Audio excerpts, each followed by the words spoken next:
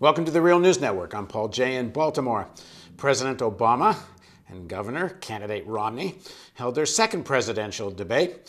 And now joining us to give their views on all of this is, first of all, from New York City, is Glen Ford. Glen is the co-founder and executive editor of Black Agenda Report. And joining us also from Kansas City, Missouri, is Bill Black. He's an associate professor of economics and law at the University of Missouri, Kansas City, and he's the author of the book, The Best Way to Rob a Bank is to Own One. Thank you, gentlemen, for joining us. Thank you. So, Bill, first of all, your reaction to the debate? Well, first a confession. I was a high school and a college debater and, went to nationals and qualified and all those things. So I've seen a lot of the best debaters, at least of my generation, in the nation. And so it's always painful to watch a debate by folks like this because they're really not very good at it. I don't do the political stuff of who won or lost because that's not my area of expertise, but I can certainly talk about missed opportunities by both gentlemen. Yeah, go ahead. Continue? Yeah, go ahead. Okay, so people should look at the New York Times article that's just running about the incredible surge in inequality, the highest since the Great Depression, in which 93% of the income gains in the first year of the recovery from the Great Recession went to the top 1%, where the 1% now have more wealth disparity than any time in 75 years, and where it is estimated that the top 1% have greater wealth than the bottom 90% of the nation. So when President Obama says to Governor Romney, you only have one plan, really, one stage to it, this is what he should have hit them with and say, this is precisely what your policies will make worse. Second, there's the Washington Post story that goes through this supposed 12 or 13 million jobs that Romney says he's going to create and claims there are studies. And of course, even in the world of politics, this is so unbelievably bogus in this case as to be embarrassing.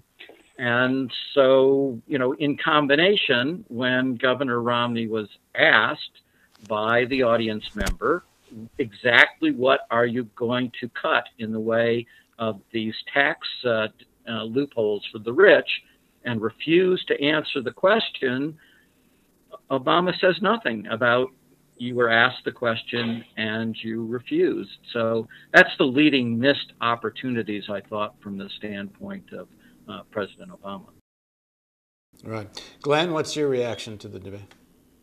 Well, my reaction is that it never ceases to amaze me how the age of not of Obama, but of the bankers turns out to be such a very boring time in which issues are not addressed because the two candidates are so thoroughly vetted that, in fact, they do agree about almost everything. I can find very little light between these two people, especially in terms of foreign policy. We have this effort by Romney to make some kind of disagreement in terms of policy in the Muslim world because of the administration's failure in the days right after the attack in Benghazi to label it what it was, in fact, an attack, political attack on U.S. personnel. Well, I see that what Romney is doing is trying to say that the president either is not in control of his foreign policy or is confused or is somehow not being stalwart and manly enough. And so the difference between the Romney policy and the Obama policy would be that Romney would be more manly. But in fact, there's no difference here. And of course, what was actually occurring in Benghazi was that the administration, knowing full well that the jihadis who were not their jihadis had launched an attack on their ambassador.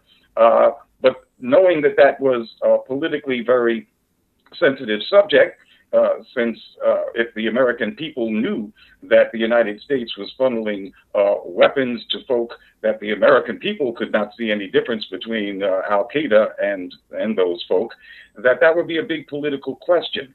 But you can't have that kind of argument about the blowback that comes from U.S. foreign policy in the Middle East, the siding with jihadis in Libya, right. and of course that same policy in Syria, when both of these idiots are intent on not addressing the real issue.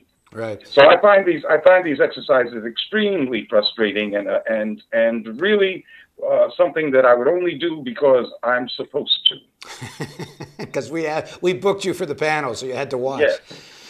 Bill, what do you make of Glen's argument? I think on foreign policy, it's pretty clear there's not a heck of a lot of difference between these two guys. On domestic policy, do you think there are significant differences? Well, to start with foreign policy, I was, at Center College for the vice presidential debate, and Glen's point was made explicitly by Biden. Indeed, both of Glen's point were made explicitly by Biden. He said, substantively, our policies are identical. The only difference is they want to claim that they're tough, even though they have the identical policies that we have. So I'm all with Glen there. In terms of differences, in terms of domestic policies, there are some pretty dramatic differences, and the president didn't make terribly clear in many opportunities those differences. So, for example, when Romney begins his ode to Pell Grants, which are the grants for university education, Romney, the president, doesn't come back and say, wait a minute, your own website says that you want to cut Pell Grants. What are you talking about, expanding Pell Grants?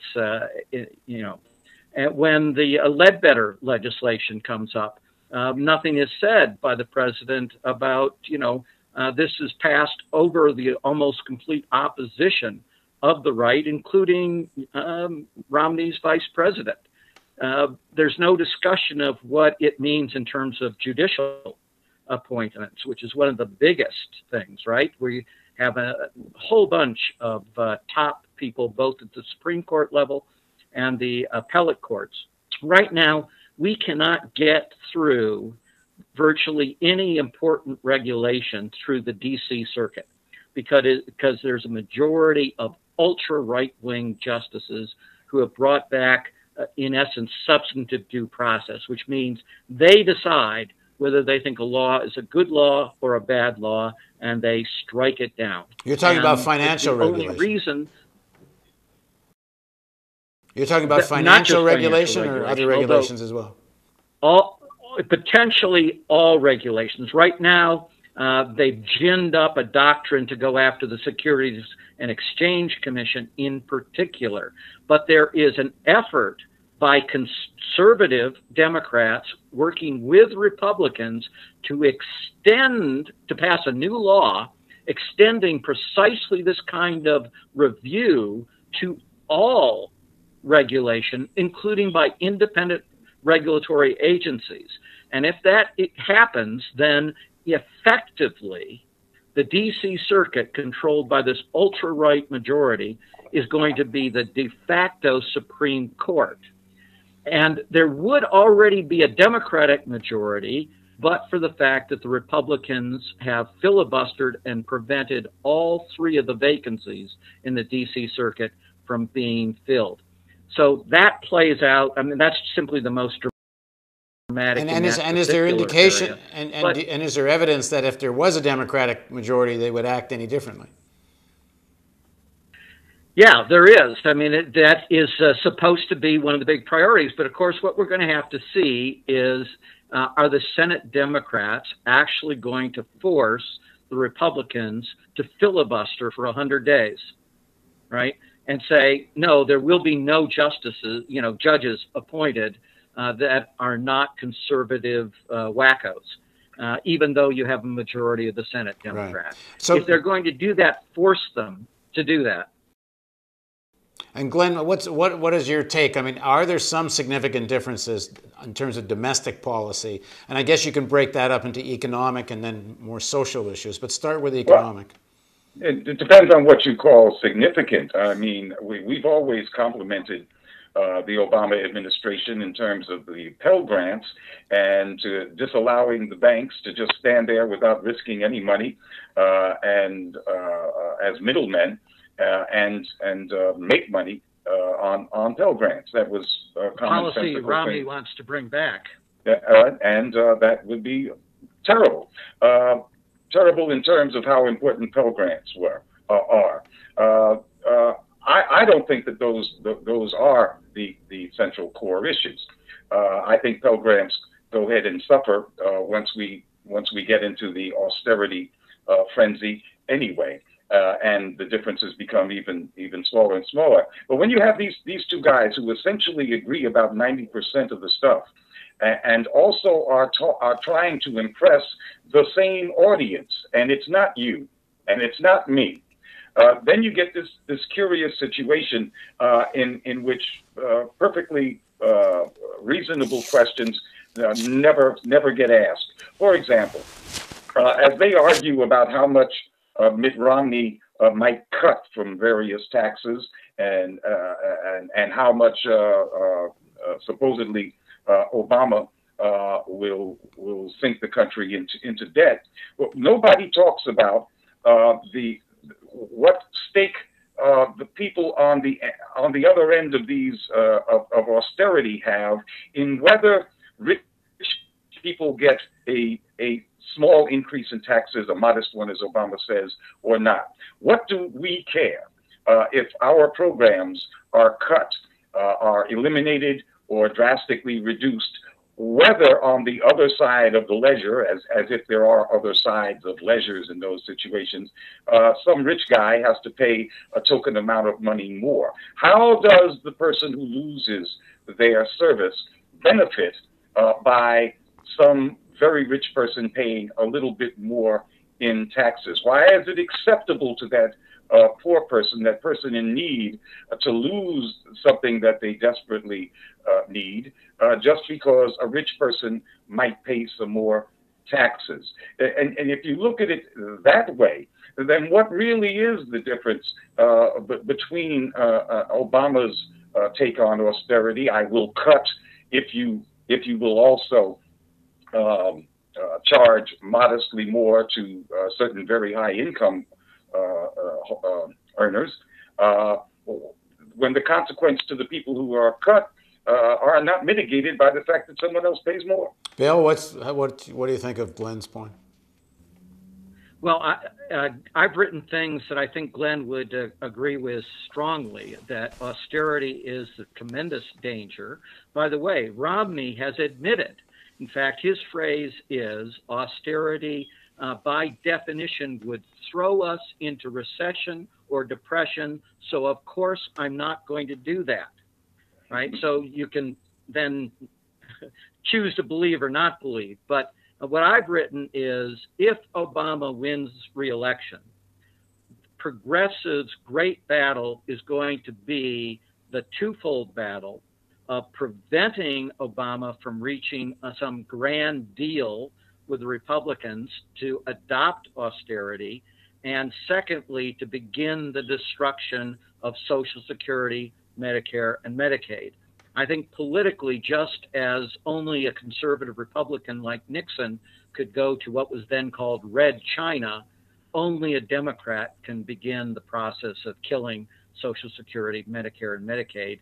And given many statements that Obama has made, his close connections with the Clinton administration, and all these rumors that he is going to put in an even more conservative Treasury Secretary, dedicated, whose life has largely been dedicated to austerity and fighting Social Security. This is Bowles. I really fear what will happen on that a series of issues. Okay, Well, go ahead. That's absolutely clear. He's had Social Security in his sights from the very beginning. He announced it 2 weeks before his own inauguration that Social Security and Medicare and Medicaid were all going to be on the table for chopping, and that was at the moment of his peak political popularity, before he had an enemy in the world, since he wasn't even president yet. So yes, he's always done that. And last year, he had almost, it appeared that he had his grand bargain with the Republicans. The figure in terms of the number seemed to be one that they shared, $4 trillion. And the only dispute was, it appeared, whether there would be some kind of very modest tax increase for the rich, which the Republicans balked at, even though it appeared that the consequences to the poor would be just as horrific, whether the rich were penalized somewhat or not. Okay, just a final question to Glenn, and then I'll give the same question to Bill. So if you're in a swing state and your vote could matter between a Romney, Obama, and of course there will be other candidates from other parties like the Green Party, but if you're in a swing state, what do you do, Glenn? Well, I already voted, and I don't know if New Jersey is a swing state. I don't believe it is. But I certainly didn't vote for Obama, and I didn't vote for Romney. I voted for the Green Party because at least they have a skeleton of an infrastructure, and one might hope that it becomes a real party someday. And you would have voted that way if you'd been in a swing state. You would have voted that way. We're not going to vote for the more effective evil anywhere. Okay, Bill, same question. Bill, same question to you. I am in a swing state. Yeah, I'm in a swing state, certainly on the Senate side, and I certainly believe, because of the social issues, and actually, at least Obama is tired of getting us in new wars. I end up being a clear supporter of that. I would issue the caution. In Ireland, the Green Party became one of the grave problems in adopting austerity. But quite a different Green Party than this one, no? Not necessarily. At root, they had many of the same beliefs, and they're vulnerable to these arguments that anybody reasonable must admit that the deficit is immoral, as the president he used the word "if" before it, but I don't think many people heard the "if." Okay, Glenn, maybe you want to respond to that. So he seemed to embrace Romney's view. Well, in terms of the Greens, I don't think the Greens, even within the party, are united enough to be for anybody to be afraid that they would present any problem with austerity or not. Okay. It's an evolving kind of situation. All right, gentlemen, thank you both very much. And thank you. Thank you. Thank you for joining us on the Real News Network.